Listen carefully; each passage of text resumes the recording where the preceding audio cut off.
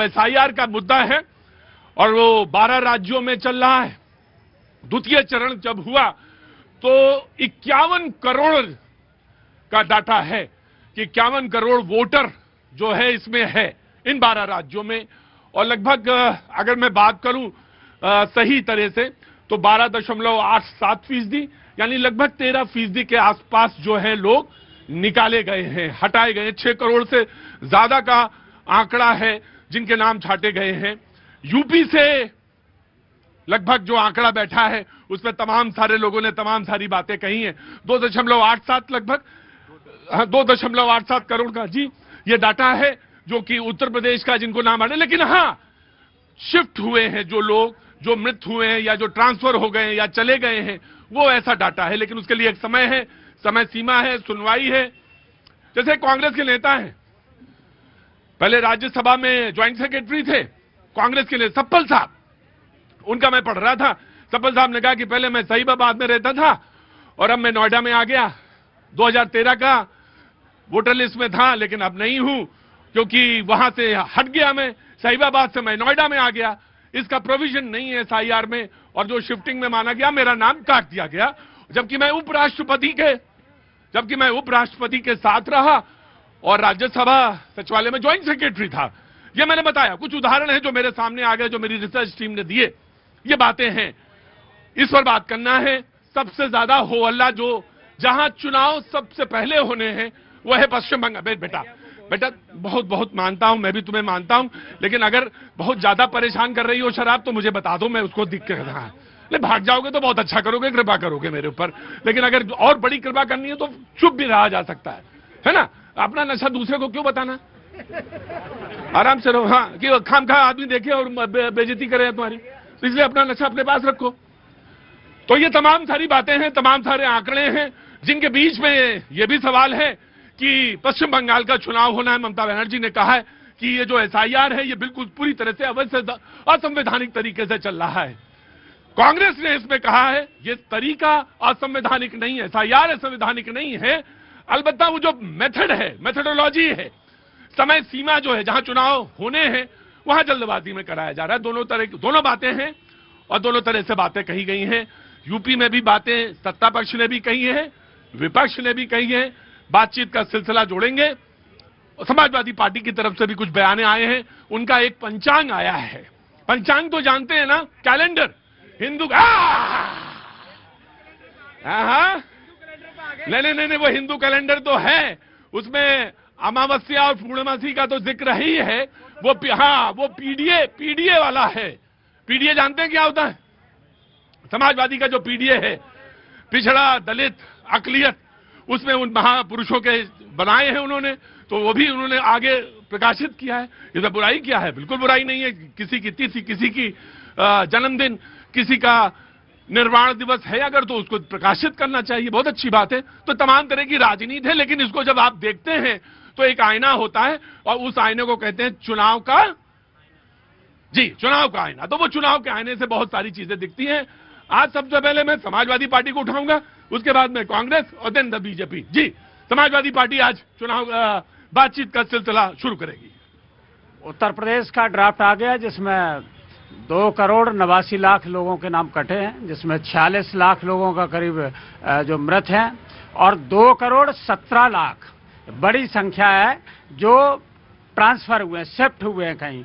इसका मतलब कि उत्तर प्रदेश से भी लोगों का जो विस्थापन है, जो जाने की वो प्रक्रिया है, जो कहते हैं ना कि बहुत रोजगार मिल रहा है, विस्थापन बहुत ज्यादा हो रहा है। एक तो ये बात भी है और मैं ये कहना चाहता हूं कि एसआईआर की जो प्रक्रिया है, विस्थापन भी है और एक बहुत चौंकाने वाला आंकड़ा भी है। अभी जनसंख्या का जो गिनती है वो तो नहीं हुई, लेकिन आने से पहले मैंने पूछा अपनी मित्र से कि भाई बताओ जरा कितना आबादी है यूपी की, तो बोले 24 करोड़ से ज्यादा है। 24, जोर से बोलो भाई, क्या? हाँ, 24 करोड़। तो 24 करोड़ से ज्यादा है, यानी देश में हर 5वां या 6ठा आदमी जो है ना वो यूपी का है। तो ये इतना बड़ा मामला है। जी जनाब। और सबसे बड़ी बात है कि मुझे लग रहा है कि जितने राज्यों में वोट कटे हैं हाँ। उसमें सबसे ज्यादा उत्तर प्रदेश में ही कटे हैं 18%। और इस पर अभी बहुत चर्चा, पहले आपने तो बहुत चर्चा इस पर कराई है। हाँ, और हाँ। बीजेपी तो लगभग यही कहते थे कि भाई इनको क्या दिक्कत है, हम उसकी प्रक्रिया पर दिक्कत की, इतनी कोई जल्दबाजी की बात नहीं है, जिसे बहुत ढंग से किया जा सकता है, वो तरीके से किया जा सकता है। जैसे उत्तर प्रदेश में इन्होंने 3 बार डेट बढ़ाई, अच्छी बात है, अच्छी बात। तो सब बढ़ना भी चाहिए था। यही काम पहले हाँ। होना चाहिए था और राज्यों में होना चाहिए था, क्योंकि जल्दबाजी किसी समस्या का समाधान नहीं है, जिसमें बीएलओ बहुत सारे आप संतुष्ट है ना? बिल्कुल सर, संतुष्ट है ना? मैं तो ये कह रहा हूँ, हम संतुष्ट होना हो एक बार योगी जी से जरूर पूछ लो, क्योंकि वो भी यही कह रहे थे कि हमारे कम से कम 3 करोड़ वोटर, 3.5 करोड़ वोटर वो हमारे ही हैं जो कट गए हैं। वो तो उनको पूछ लो कि पहले तो ये कह रहे थे छाती पीट रहा, पूछ लो उनसे कि आप क्यों छाती पीट रहे हैं, आपकी तो सरकार है। राइट। अब सवाल ये इस बात को कि उनके भी वोटर कट गए, इनके भी वोटर कट गए, इधर भी नुकसान है, उधर भी नुकसान है।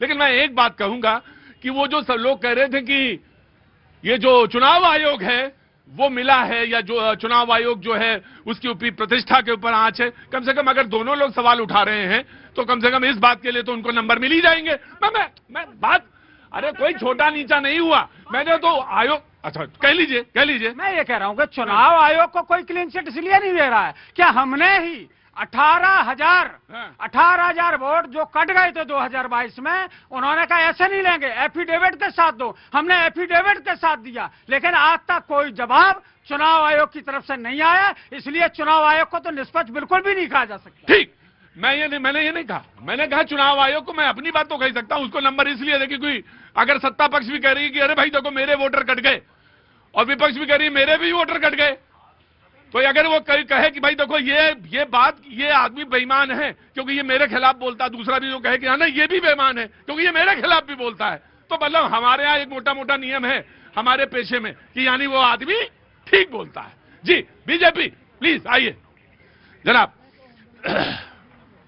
देखिए इसमें इतनी दिक्कत क्यों है समाजवादी पार्टी या कांग्रेस या विपक्ष के लोगों को? भाई अगर लोगों को अभी 1 महीने का टाइम मिला उत्तर प्रदेश में कि आप जाइए, अगर किसी का नाम, क्योंकि उसमें जब ड्राफ्ट लिस्ट आएगा उसके पहले अगर किसी को नाम उसमें लगता है गलती से छूट गया है, या गलती से खैर जुड़ तो सकता नहीं, लेकिन अगर गलती से छूट गया है तो लोग उसमें जाए फॉर्म 6 आवेदन कर दे, उसका नाम जुड़ जाएगा। लेकिन जो भ्रम की राजनीति यही पश्चिम बंगाल के अंदर है, बट घुसपैठियों का नाम नहीं जुड़ेगा। पश्चिम बंगाल में ममता बनर्जी याद रख ले और कांग्रेस समाजवादी पार्टी वाले याद रख ले कि घुसपैठी का नाम नहीं जुड़ने वाला है। दिक्कत इनको घुसपैठियों के नाम को लेकर जो फर्जी कार्ड बना के घूम रहे थे ना, बर्थ सर्टिफिकेट। पश्चिम बंगाल का हालत यह था कि मुर्शिदाबाद एक जगह है जो बॉर्डरिंग डिस्ट्रिक्ट है पश्चिम बंगाल का, वहां 70 साल का आदमी अपना जन्म प्रमाण पत्र बनाए घूम रहा था। भैया 70 साल के आदमी के जन्म प्रमाण पत्र की क्या आवश्यकता है? अगर उसका नाम तो इसे 2003 के SIR में होगा, जब 2003 के SIR में होगा और वो जीवित होगा तो जाहिर तौर 2026 के SIR में ऑटोमेटिक चला जाएगा। लेकिन नहीं, जन्म प्रमाण पत्र वही 70 साल का आदमी बनाएगा जिसका नाम 2003 के SIR में नहीं होगा। तो 2003 के SIR में कौन नहीं होगा? जो कांग्रेस के रिजम में यूपी 1 यूपी 2 में घुसपैठी बन के आए हुए थे, क्योंकि घुसपैठियों के लिए श्री प्रकाश जायसवाल ने खुद ही कहा था ऑन फ्लोर कि 2.5 करोड़ लोग घुसपैठी बन के बैठ गए हैं। लेकिन एक चीज जान लीजिए, पश्चिम बंगाल में भारतीय जनता पार्टी की सरकार आने के बाद एक घुसपैठी बाहर जाएंगे।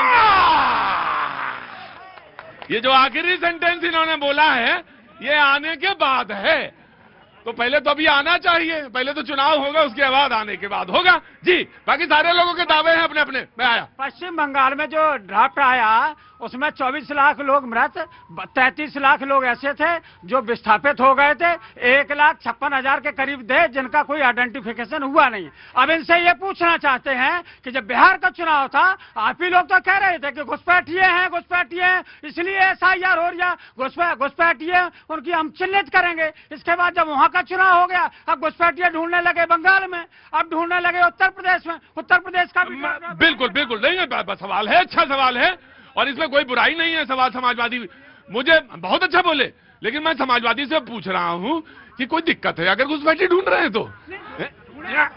अरे परेशान ना हो, मैं तुमसे पूछ रहा हूं अगर कहीं कोई चोर है तो चोर को ढूंढने में दिक्कत है क्या आपको? मिले ना मिले, देखिए यही तो हम चाहते हैं कि चोर चोर चिल्लाते रहो, चोर से कहो चोरी करते रहो और दूसरों से जनता से कहते जागते रहो। भाई चोरी कौन कर रहा है? अगर हैं तो बताइए कितने आपने निकाले? आपकी सरकार को 12 साल तो केंद्र में हो गए, तो बताइए कितने? राइट जनाब आली। धन्यवाद प्रतीक जी। मैं तो आपको और पूरे देश को भारत माता की जय, वंदे मातरम।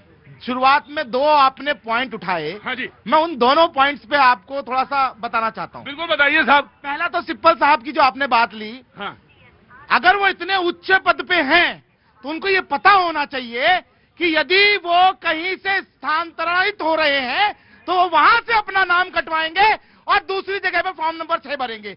ये हमारा, उन्होंने कहा कि मैं तो फॉर्म 6 भर लूंगा, मैं तो भर लूंगा। सर तो भरना पड़ेगा, चाहे वो राष्ट्रपति के सहयोगी हो, चाहे वो किसी और के सहयोगी हो, चाहे अंबानी के, अडानी के, चाहे वो मुलायम सिंह जी के और चाहे अखिलेश यादव के, नरेंद्र मोदी के, किसी के भी सहयोगी अरे हो। भाई नाराज क्यों हो रहे हो ना यार? तूने एक सांस में सारे नाम गिना दिए। नहीं, कारण बता रहा हूं मैं क्या है, हाँ। कि ये जो पवित्र प्रक्रिया चल रही है, ये शुद्धिकरण चल रहा है, इसके ऊपर किसी को भी